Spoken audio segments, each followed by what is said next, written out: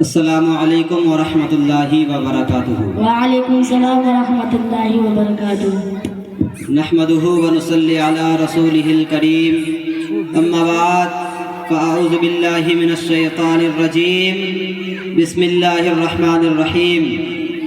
آمنوا باللہ ورسولہ، صدق اللہ العظیم وصدق رسولہ النبی الکریم، ونحن على ذلك لمن الشاہدین والشاکرین والحمد للہ رب العالمین۔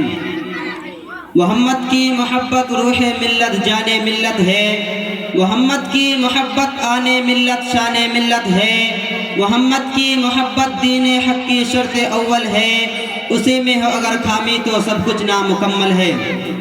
محترم حضرات، آج کی اس بزم رحمت نور میں کلمہ طیبہ سے متعلق کچھ عرض کرنے کی سعادت حاصل کرنا چاہتا ہوں، مگر قبل اس سے کہ میں کچھ بیان کروں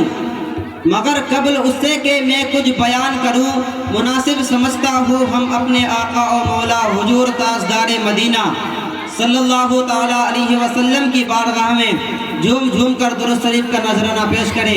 بڑے باآواز بلند درود شریف۔ اللہم صلی علی سیدنا مولانا محمد بارک وسلم یا رسول اللہ صلی اللہ تعالیٰ علیہ وسلم۔ محترم سامعین کرام، حدیث شریف کے اندر صلاۃ و سلام کی بہت زیادہ فضیلت آئی ہے۔ پیارے آقا صلی اللہ تعالیٰ علیہ وسلم نے ارشاد فرمایا کہ جس نے مجھ پر ایک بار درود شریف بھیجا، اللہ تبارک و تعالیٰ اس پر 10 درود نازل فرمائے گا اور اس کے 10 خطائیں بخش دے گا اور اسے 10 درجے بلند فرمائے گا۔ پیارے آقا صلی اللہ تعالیٰ علیہ وسلم نے ایک دوسری جگہ یہ بھی ارشاد فرمایا کہ جو شخص اپنی زندگی میں مجھ پر کثرت سے درود شریف بھیجتا ہے تو اللہ تبارک و تعالیٰ اس کی موت کے بعد تمام مخلوق کو حکم دے گا کہ اس کے لیے استغفار کرے۔ پیارے آقا صلی اللہ تعالیٰ علیہ وسلم ایک دوسری جگہ یہ بھی ارشاد فرمایا کہ قیامت کے دن مجھ سے سب سے زیادہ قریب وہ شخص ہوگا جس نے سب سے زیادہ مجھ پر درود شریف بھیجا ہے۔ محترم سامعین اکرام، مذکورہ احادیث کریم سے معلوم ہوا کہ محترم سامعین اکرام، ترمذی شریف میں ہے کہ ابی ابن قعب رضی اللہ تعالی عنہ کہتے ہیں کہ میں نے عرض کیا یا رسول اللہ یا حبیب اللہ، میں دعائیں کثرت سے مانگتا ہوں مگر اس میں حضور پر درود کے لیے کتنا وقت مقرر کروں؟ پیارے آقا صلی اللہ تعالیٰ علیہ وسلم نے فرمایا جو تم چاہو۔ میں نے عرض کی چوتھائی۔ پیارے آقا صلی اللہ تعالیٰ علیہ وسلم نے فرمایا جو تم چاہو مگر اس میں اور زیادہ کرو تو تمہارے لیے بہتر ہے۔ تو میں نے عرض کی تو کل وقت درود ہی کے لیے مقرر کر لوں؟ پیارے آقا صلی اللہ علیہ وسلم نے فرمایا اگر ایسا ہے تو اللہ تبارک و تعالیٰ تمہارے کاموں کی کفایت فرمائے گا اور تمہارے گناہوں کو بخش دے گا۔ محترم سامعین اکرام، مذکورہ حدیث کریم سے معلوم ہوا کہ درود شریف مغفرت کا ذریعہ ہے اور سعادت دارین کا وسیلہ ہے۔ جو وقت بھی اس میں صرف ہو جائے برکت ہی برکت ہے، اس لیے کہ جب بھی آپ حضرات سے درود شریف پڑھنے کی گزارش کی جائے تو خاموش نہ بیٹھے بلکہ اپنے آقا و مولا حضور تاجدار مدینہ صلی اللہ تعالیٰ علیہ وسلم کی بارگاہ میں جھوم جھوم کر درود شریف کا نذرانہ پیش کیجئے اور خالی جھولیوں کو رحمت و نور سے بھر لیجئے۔ برادران اسلام، میں نے خطبہ کے بعد جس آیت کریمہ کی تلاوت کا شرف حاصل کیا ہے اس میں خالق کائنات جلسانہ یہ فرما رہا ہے اے لوگو تم ایمان لاؤ اللہ اور اس کے رسول پر، یعنی تم اس بات کا اقرار کرو کہ اللہ تبارک و تعالیٰ کے سوا کوئی معبود نہیں، یعنی کوئی عبادت اور بندگی کے لائق نہیں، اور حضرت محمد مصطفیٰ صلی اللہ تعالیٰ علیہ وسلم خدا تعالیٰ کے رسول ہیں، اور کلمہ طیبہ کا ترجمہ بھی یہ ہے۔ میرے بھائیوں، ذرا ایک مرتبہ اس کلمہ طیبہ کو بلند آواز سے پڑھیں اور اپنے ایمان کو تازہ کر لیں۔ پڑھے با آواز و بلند لا الہ الا اللہ محمد رسول اللہ صلی اللہ تعالیٰ علیہ وسلم۔ محترم سامعین اکرام، یہی کلمہ طیبہ اسلام کا دروازہ ہے اور سعادت دارین کا وسیلہ ہے۔ یہی وہ کلمہ ہے جسے کافرین اور مشرکین بھی قبول کر کے اعتقاد کے ساتھ پڑھ کر اسلامی دائرے میں آئے اور مومنین اور مسلمین کے لقب سے ملقب ہوئے اور نجات کے مستحق بن گئے۔ محترم سامعین اکرام، اس کلمہ طیبہ کے دو جز ہیں۔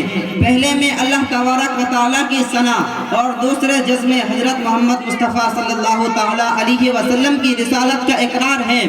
اگر کسی نے کہا لا الہ الا اللہ تو اس کا مطلب یہ ہوا کہ اللہ تبارک و تعالیٰ کے سوا کوئی معبود نہیں، یعنی کوئی عبادت اور بندگی کے لائق نہیں۔ پیش اللہ تبارک و تعالیٰ ہی ایک ایسی ہستی ہے جو عبادت و بندگی کے قابل ہے، کیوں نہ کہ وہی ہمارا اور سب کا خالق و مالک ہے۔ وہی پالنے والا ہے، وہی روزی دینے والا ہے، وہی مارنے والا ہے، وہی جلانے والا ہے۔ بیماری اور تندرستی، امیری اور غریبی اور ہر طرح کا بناؤ بگاڑ اور نفع اور نقصان صرف اس کے قبضے قدرت میں ہے، اور اس کے سوا زمین و آسمان میں جو ہستیاں ہیں، خواہ انسان ہو یا فرشتے، سب اس کے بندے اور اس کے پیدا کیے ہوئے ہیں۔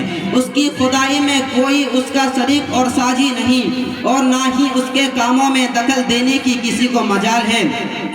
لہذا بس وہی اس لائق ہے کہ اس کی بندگی اور اس کی پرستش کی جائے، اس کی بارگاہ میں گر گرا کر دعا مانگی جائے، کیوں نہ کہ وہی ہمارا اور سب کا خالق و مالک ہے، کیوں نہ کہ وہی ہمارا اور سب کا خالق و مالک ہے۔ وہی مالک الملک اور احکام الحاکمین ہے، یعنی ساری دنیا کا بادشاہ ہے اور سب حاکموں سے بالاتر اور بڑا حاکم ہے۔ لہٰذا ضروری ہے کہ اس کے حکم کو مانا جائے اور پوری وفاداری کے ساتھ اس کے حکموں پر چلا جائے، اور اس کے حکم کے مقابلے میں کسی دوسرے کا حکم ہرگز تسلیم نہ کیا جائے، اگر چاہے اپنا باپ ہی ہو یا کوئی پیارا دوست ہو یا خود دل کی خواہش ہو اور اپنی جی کی چاہت ہو۔ محترم سامعین اکرام، لیکن جب ہم نے جان لیا اور مان لیا کہ بس ایک اللہ ہی عبادت اور بندگی کے لائق ہے اور ہم صرف اس کے بندے ہیں، تو ہمیں چاہیے کہ ہمارے اعمال بھی اس کے مطابق ہو اور دنیا کے لوگ دیکھ کر سمجھ جائے کہ یہ صرف اللہ کے بندے ہیں، یہ صرف اللہ کے بندے ہیں، صرف ایک خدا کی پرستش کرتے ہیں اور اسی کو پوچھتے ہیں اور اسی کے لیے جیتے اور اسی کے لیے مرتے ہیں۔ محترم سامعین اکرام، الغرض لا الہ الا اللہ ہمارا اقرار اور ہمارا اعلان ہے، لا الہ الا اللہ ہمارا اعتقاد اور ہمارا ایمان ہے، لا الہ الا اللہ ہمارا اعمال اور ہماری شان ہے۔ اسی چند باتوں میں میں اپنی تقریر کو ختم کرنا چاہتا ہوں۔ وآخر دعوانا ان الحمدللہ رب العالمین۔ السلام علیکم ورحمۃ اللہ وبرکاتہ۔